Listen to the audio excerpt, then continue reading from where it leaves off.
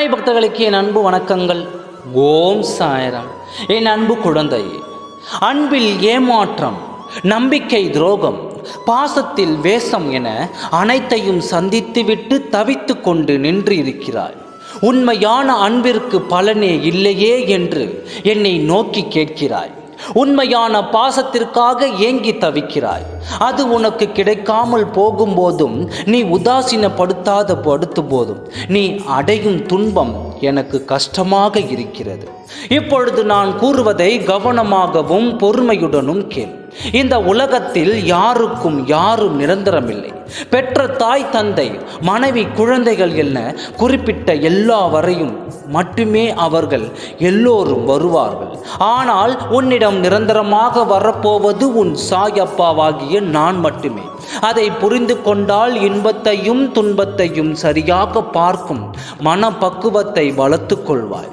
உனக்கு திகட்ட அன்பை பொழிய நான் இருக்கிறேன். என்னுடைய அன்பு மட்டும்தான் உதாசீனப்படுத்தாத அன்பு. உன் மனதை திடமாக வைத்துக்கொள்.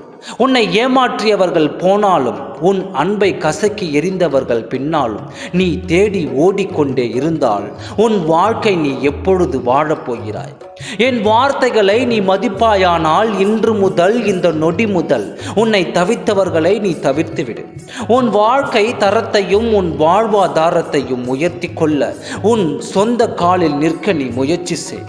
உன்னை தவித்தவர்களின் முன்னால் நீ தங்கமாக ஜொலிக்க வேண்டும். உன்னை ஏளனமாக பாக்கு நகைத்தவர்கள் முன்னால் கொடியாய் நீ உயர்ந்து நிற்க வேண்டும்.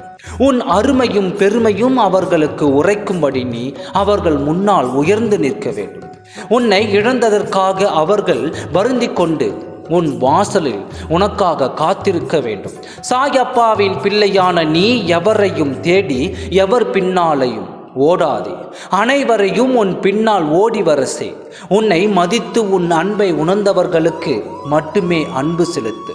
உன்னை உதாசீனப்படுத்தி உன் மனதை உடைத்து எறிந்தவர்களை நீ உதறிவிடு. உன் வாழ்க்கையில் நீ உயர உன்னை தவித்தவர்கள் எல்லாம் நீதான் வேண்டும் என்று தவித்து நிற்பார்கள். எனது இந்த வார்த்தைகளை கடைப்பிடித்து நீ உன் வாழ்க்கையில் முன்னேறு. அதுதான் உன் சாயப்பாவிற்கு பெருமை. எனது இந்த வார்த்தைகளை இன்று முதல் கடைப்பிடி. உன் வாழ்க்கை முன்னேறும் வழியை இன்று முதல் துவங்கு. உன்னை வேண்டாம் என்று உடதி சென்றவர்களை உனக்காக வருத்தப்பட்டு உன்னை தேடி வர செய்வது என் பொறுப்பு. ஓம் சாய்ராம். நன்றி, வணக்கம்.